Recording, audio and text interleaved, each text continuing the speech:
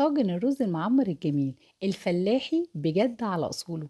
وعايزه اقول لكم من غير مكونات كتير ولا اي حاجه هنعمل مع بعض طاجن رز معمر حكايه جوسي جدا زي ما احنا شايفين. الرز كمان مفلفل وكمان بيلمع وهنشوف ايه السر بتاعه ده. يلا نسمي الله ونصلي على الرسول عليه افضل الصلاه والسلام ونشوف طريقتنا ايه. اول حاجه استخدمت معايا نص كيلو من الرز.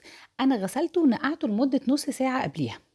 وبعد كده جهزت الطاجن بتاعي ودهنته بالسمنه زي ما احنا شايفين كده بالظبط عشان الرز ما يلزقش فيه، او بالزبده، الاتنين حلوين جدا، بيبقى الخطوات حلوه فيه جدا. بصوا بقى هننزل كده بالرز وبعد كده تنزلي بمعلقه صغيره من الملح، وبعد كده هننزل معلقه صغيره من السكر وبتدي طعم حلو جدا للرز. انزلي بقى معلقتين قشطه فلاحي كده انا دايما ببقى محوشاهم عندي من وش اللبن، ومعلقه سمنه بلدي حلوه. وبعد كده السر بتاعه ان هو يفضل مفلفل، ادي 3 معالق كبار من الزيت. بيفضل مفلفل وكمان بيدي لمعة حلوة جدا وجوسي ومزبد وكل حاجة. في الخطوة دي بقى ادعكيهم كويس جدا، حتى يفضل بايديك ان انت تدمجي الرزاية تتشرب كويس جدا من السمنة والقشطة وتبقى جميلة معاكي بالمنظر ده. هنا بقى هكون مجهزة معايا لتر كامل من الحليب وكمان كوباية مغليين، ننزل عليهم بالمنظر ده. قلبي بقى كويس.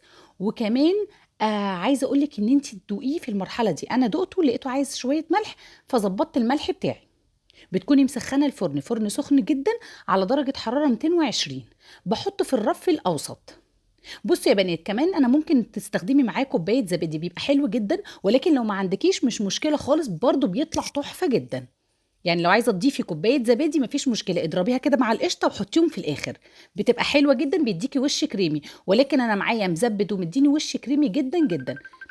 هنا بقى زي ما احنا شايفين نزلت بمعلقتين قشطه كبار وعايزه اقول لك بقى في المرحله دي زي ما هيقعد معاكي في الفرن اتحمر معايا على طول، وقعد معايا في الفرن حوالي نص ساعه وبيبقى استوى واتشرب وزي الفل.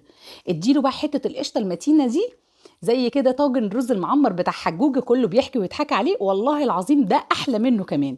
يا ريت لايك وشير لو عجبك الفيديو.